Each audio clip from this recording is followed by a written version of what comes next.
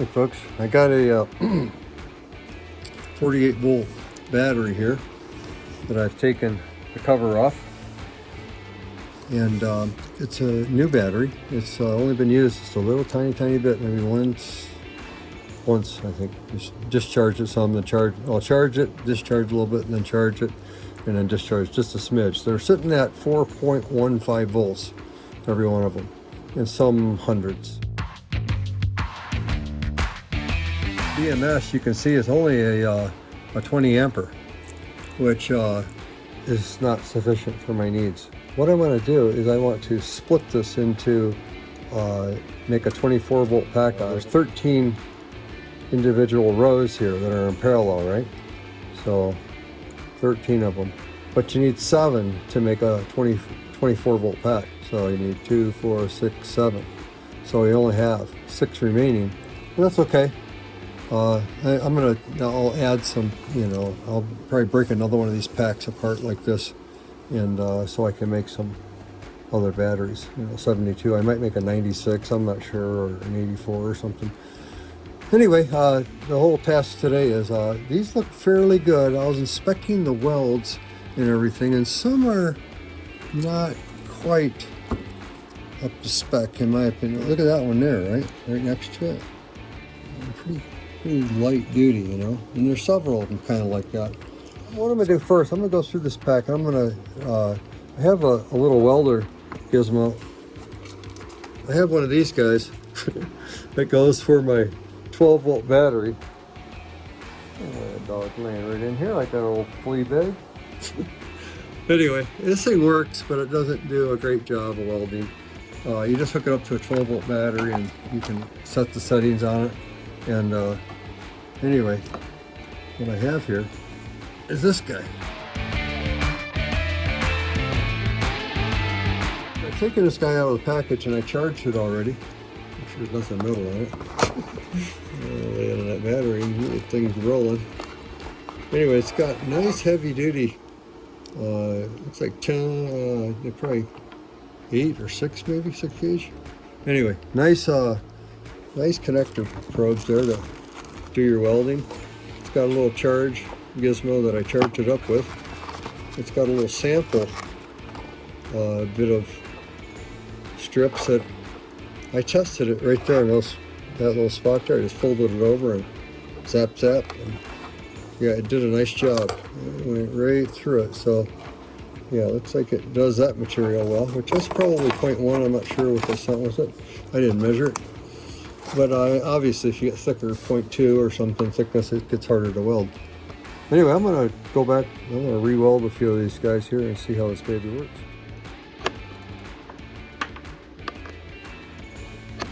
Oh, it's the bottom one. Well, I think it's 1, 2, 3, 4, 5, 6, 7, 8, 9, 10, 11. That's what I'm thinking. So anyway, I'm going to try it on. Let's try it on 4. Let's try 4, because we don't want to burn through our battery, right? If we burn through the battery, it'd be bad, because they go right through this and right into the battery, and yeah, it would destroy our battery. I tested it right here, guys. I did those 8 welds on setting 4. It looks like it's a smidge wimpy to me. I'm gonna try 6, like that. All you have to do is you just hold the 2 probes on there. You don't want to push real hard. The harder you push, it can inhibit a good weld. You push, but you don't, push with all your might or nothing. You just gotta push it a little bit. I can get you in there. I can show you.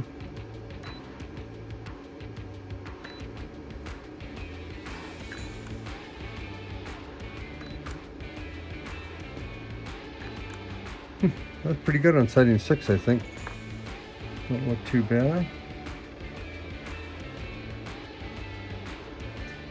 And I think that might be okay. I might want to go up one more. I think maybe one more. And then I'll weld this on. I'll come back. I'll show you what we got here in a minute once I do a few. Yeah, that's exactly how this works. That's setting 7. And I just did these welds here. Yeah, 7 looks pretty good. Yeah, definitely good penetration, making a solid weld. So yeah, the exciting 7 is going to be good. So let me bust through a few more of these here and we'll see how she looks. And folks, I can get quite a few of them done. I got them about half done, almost. Not quite half. But these guys get warm, right? Very warm. And so you got to pace yourself. Still got plenty of juice. I got it on setting 7 still, so that's doing a fine job. If you go too fast, so it kind of gets wimpier.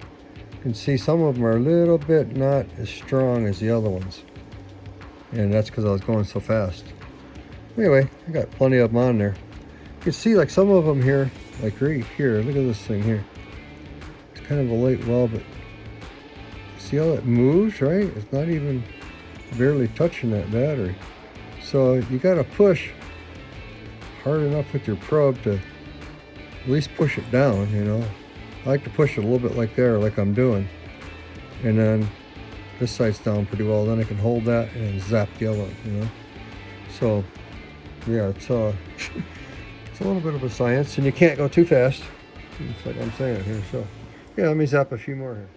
So this guy here, right, it's got a little bit of not quite down all the way, right? So I'll push it down a little bit and then bring in the other one. Bam. Same thing at this side, push it down a little bit. Bam. Same thing as at this one, right? Not quite down all the way.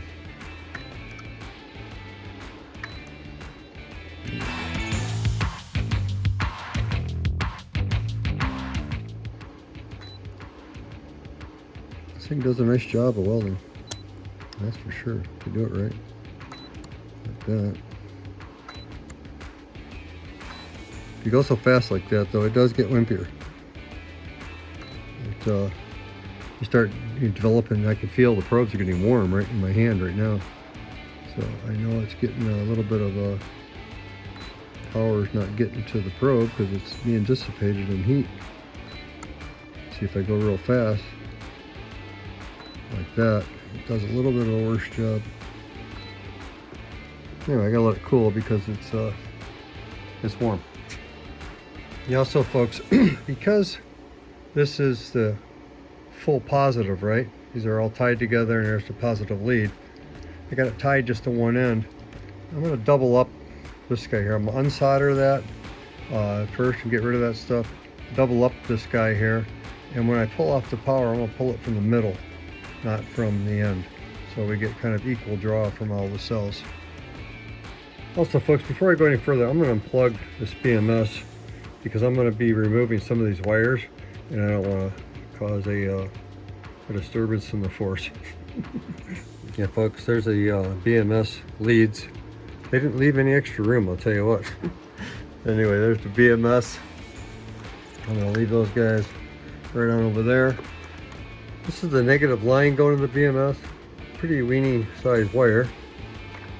And then here's the line also going to the plug. Pretty small also. I'm gonna use something more in a line like this, you know. Get some real juice pulling, and this battery looks pretty good, other than the fact that the welds look kind of so-so, which is like a major part. A little more attention to detail would really help a lot on this stuff. I gotta weld this guy still. You can see it's not welded yet. That's the only one of the bunch. Looks pretty weeny too. But all the other welds look really good. I got this guy sitting on the charger. I got this little guy here that it's charging off of. But yeah, you can charge while you're, let me get this last weld here and then we'll go from there. Let me see here. There we go. Okay, that should be on. Yeah. Okay, let's get this last fella right here. Right here, this guy, right there.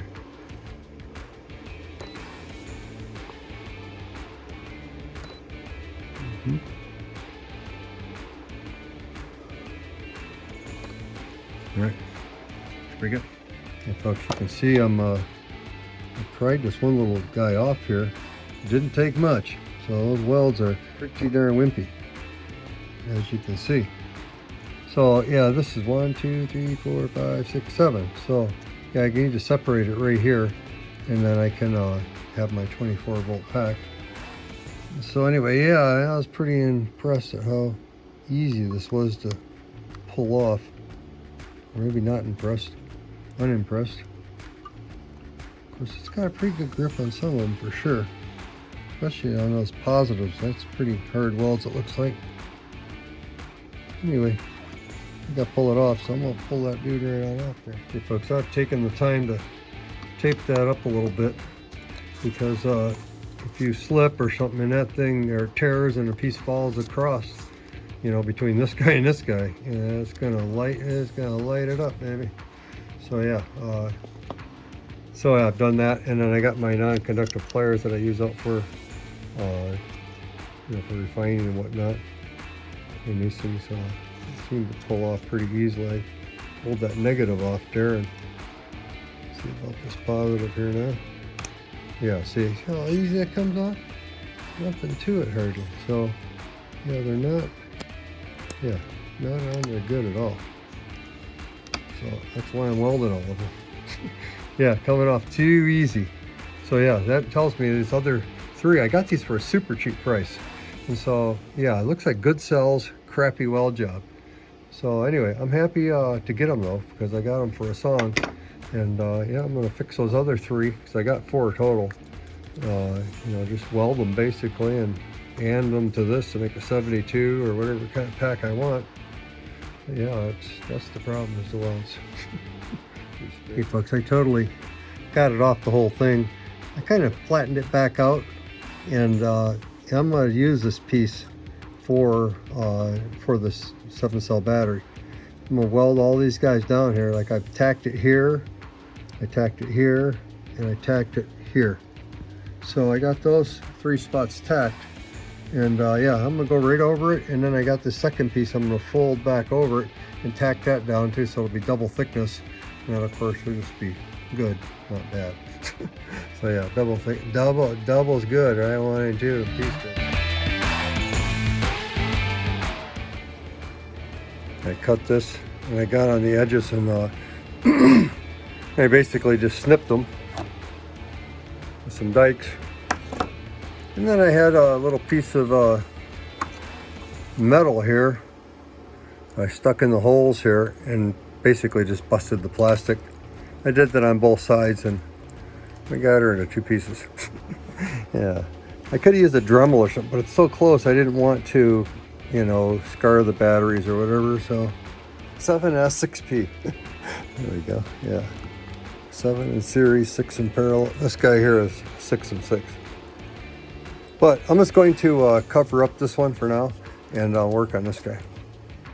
Now folks, because the parallel connections are not as susceptible as the series connection, these guys in between, they carry far more current, because it's taking this whole one battery, it's all one battery basically when they're in parallel like that, and transferring all the energy to the next set of batteries through just these strips here, these guys. And so yeah, I'm gonna double up on those guys, just like I got a strip on here. It's not soldered on, or it's not welded on yet. But I'm gonna do all of them. I'm gonna double all of them on every single one. And then on the very ends, this is the very end. This is the most positive side, right? So the other side over here on the bottom, that's the most negative. So on the very ends, I'm gonna double up that that parallel connection too, just so I got a little extra beef to get that last little bit of power out of this SIP battery. I think that'll do a good job. Hey folks, I think I got this thing figured out. This guy here, I had that doubled up strip on it. Then I put a third one on top.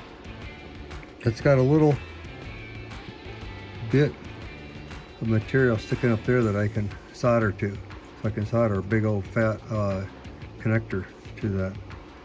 And then I've doubled up all these guys here on the series. All the series connections, every one of them. Double them all up. That should be able to carry 100, 150 amps, I'd have to say. Not exactly positive how much, but I looked it up, and well, so 24, so times 6, so yeah, about 150 amps. You can run pretty well. And having 6 batteries in parallel, yeah, should be able to handle it pretty good. Anyway, I also got this guy here. This is the positive side. And of course I got a double strip on here also, all welded. And then I got a third one here that has the little spot where I can solder a nice big fat lead to. Now these are all double up also, so this guy should be able to rock.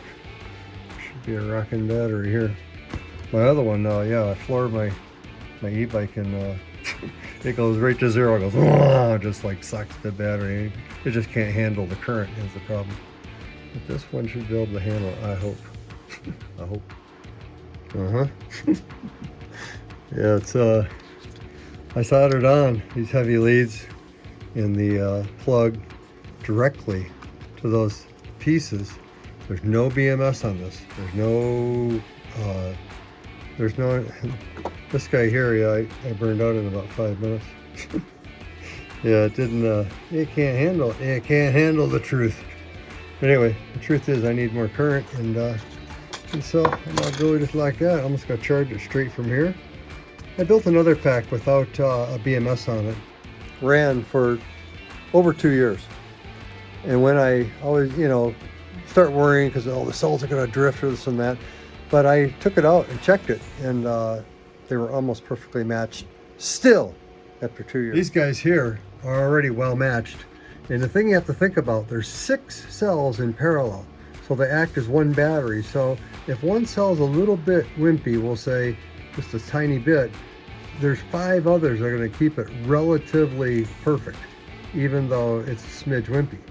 Now, all of them could do that somewhat, and then they could eventually become, not very balanced. Like this one, when it's fully charged, could be like 4.2 volts, and this one here is only like 4.1. This one's 3.9, and so yeah, you may have to rematch them later on. But yeah, because there's 6 in parallel, the chance of them going out of balance is very, very small over a long period of time. And there's no BMS to limit my current. That's right. Also, folks, you can see I just went over it with this painter's tape. The tape's really nice because it comes off super easy and doesn't leave any gummy, sticky crap on none of the batteries. And so I'm just using that so far. And then, of course, I'm going to go over it just with a little bit more stuff, and then I'll put the heat shrink over the whole top of it. That's right. You got a few pieces of this high density foam that I've cut for both sides, and then I got the high density foam on each side here with the connection in between them. And yeah, so I'm going to use that for my safety, and then we'll heat shrink over that once we take this out.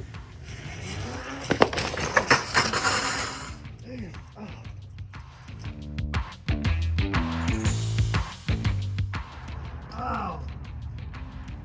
Ow! Yeah, I know it's too fast. That's right, too fast. That hurt.